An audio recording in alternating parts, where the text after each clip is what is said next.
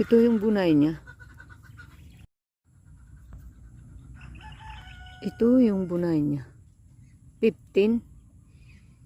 Ang dami.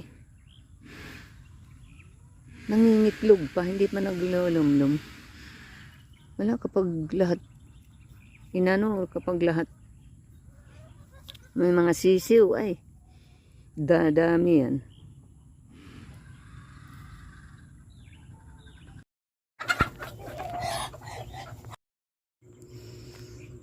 O yung mga manok nagsilayasa na. Tahimik na sila dito. Wala na. Yan na lang yung isang pato. Yan na lang. Lahat na doon na naman hahanap sila ng pagkain.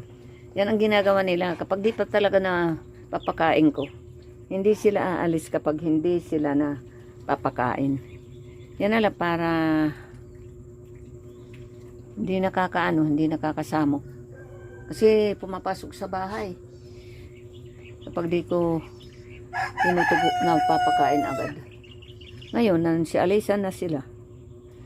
Tumahimik na kakain naman. Isa na lang yung nandito. Isa yung pinakamalaki. Yan ang naasawa. Higit na dalawang pato. Wala, dadami yan sila. Dadami yan sila. Nanginginom. May tubig doon na inano ko. Inom na naman sila dyan.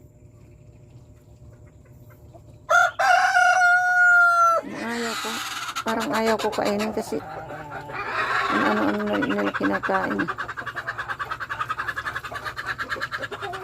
Lalaki yan. Lalaki yung mga paan niya. Ayan. Ala.